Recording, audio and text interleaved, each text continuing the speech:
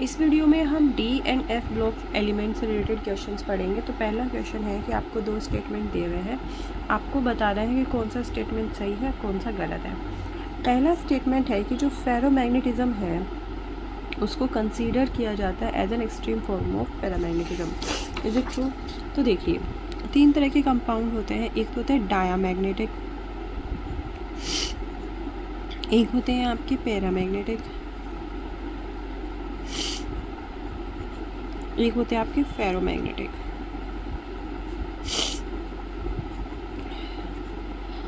तो diamagnetic compounds कैसे होते हैं कि जब आप एक्सटर्नल मैग्नेटिक फील्ड लगाते हैं तो उसको ये रिपेल करते हैं। रिपेल क्यों करते हैं? क्योंकि इनमें अनपेयर्ड इलेक्ट्रॉन्स नहीं होते। ये क्या करते हैं? अट्रैक्ट करते हैं। और फेरोमैग्नेटिक कंपाउंड्स क्या करते हैं? स्ट्रॉन्गली अट्रैक्ट करते हैं। फिर जब आप एक्सटर्नल मैग्नेटिक फील्ड हटा देते हैं तो ये अपनी प्रॉपर्टीज़ रिटेन नहीं करते, ये भी नहीं करते।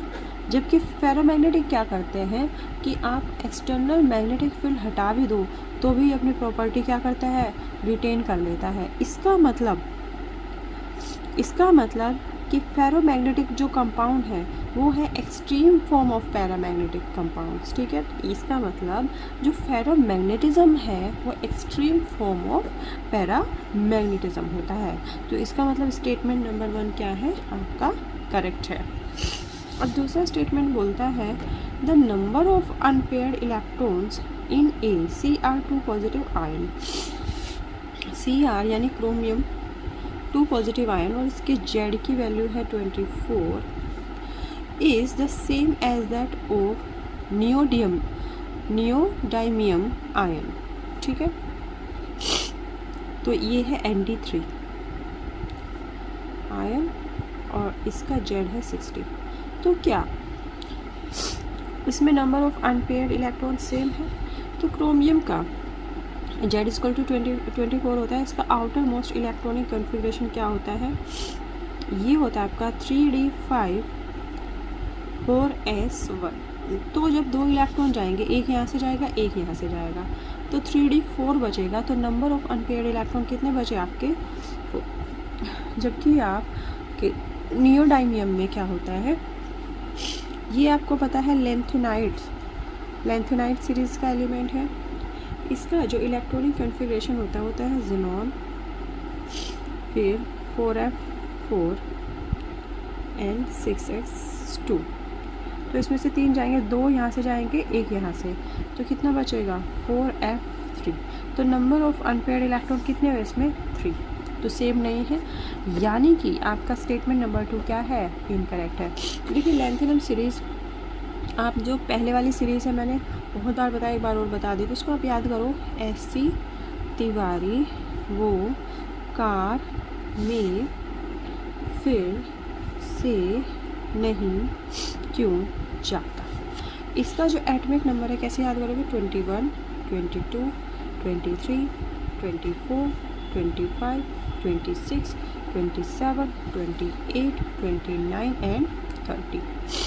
फिर इनका आउटर मोस्ट इलेक्ट्रॉनिक कन्फिग्रेशन क्या होता है? 3d1 4s2 फिर 3d2 2 इलेक्ट्रॉन। तो देखो, जैसे 22 से बाद में 2 आ रहे हैं तो यहाँ 2 इलेक्ट्रॉन, फिर 4s2, यहाँ 3 है तो 3d3 4s2। इसका होता है 3d5 4s1। ऐसा इसलिए क्योंकि एग्जैक्टली हाफ फील्ड जो आपके डी ऑर्बिटल्स हैं वो ज़्यादा स्टेबल होते हैं। ठीक है, तो एक इलेक्ट्रॉन यहाँ से क्या हो जाएगा? शिफ्ट हो जाएगा। फिर मैग्नीज का क्या होता है? 3d5 4s2, ये हो जाएगा 3d6 4s2। फिर यहाँ पे 3d7 4s2, फिर आ जाएगा आपका 3d8 4s2, यहाँ पे आ जाएगा 3d10 4s1। ठीक है, क्योंकि 3d9 है, एक इलेक्ट्रॉन यहाँ से लेके एस वाले से एक इलेक्ट्रॉन लेके अपने जो ऑर्बिटल है वो कम्प्लीटली फिल करके एक्स्ट्रा स्टेबल कॉन्फ़िगरेशन बना लेगा। यहाँ आएगा आपका 3d10 4s2।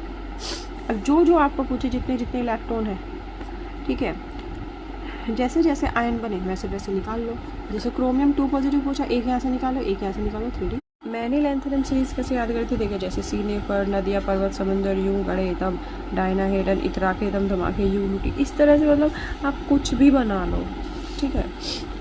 यूट्यूब पे इससे बढ़िया बढ़िया तरीके हैं इसको याद करने के। चलिए उसको छोड़ते हैं। फिर ये 58 है, ये 59, ये 60, ये दिया हुआ भी है। मैं इनको पहले से शुरुआत इसलिए बता रही हूँ ताकि आपको याद रहे, सीरियम से आ जाओ आप। ये थे जिनोन, जिनोन पे एटॉमिक नंबर होता है 54। आगे देखो अब कितने रह गए, 4 इलेक्ट्रॉन रह गए। तो क्योंकि 4f सीरीज़ है तो आप 4f को सबसे पहले लिखो, 4f के बाद 5d रखो और फिर 6 ऐसे रखो। 1 इलेक्ट्रॉन यहाँ, 1 इलेक्ट्रॉन यहाँ और 2 इलेक्ट्रॉन यहाँ, ऐसे भरो। 54 है ना, तो 4 इलेक्ट्रॉन रह गए, ठीक है। तो 2 यहाँ से भरो, फिर एक इसमें भर दो, फिर उससे नेक्स्ट वाले में फिर से आप जिनोन लिखो, फिर आपको सिर्फ 4f में भरने हैं, ठीक है। तो 4 6 s2 तो आपका रहेगा 1 2 और ये 3, 5d में नहीं जाएंगे। फिर आगे क्या होगा, xe, अब चलो 4f4 6s2, ऐसे आप भरते चले जाएंगे। तो इसमें से आपको कितने इलेक्ट्रॉन्स निकालने थे, इसमें से आपको निकालने थे 3 इलेक्ट्रॉन्स। तो 3 इलेक्ट्रॉन निकालो तो 4f3 आएगा। 3 आपके नंबर ऑफ अनपेयर इलेक्ट्रॉन्स आएंगे। तो इसका मतलब स्टेटमेंट नंबर 2 आपका रॉन्ग है और स्टेटमेंट नंबर 1 आपका करेक्ट है। तो कौन सा ऑप्शन सही है, statement 1 is true but statement second is false. Option number A आपका करेक्ट है।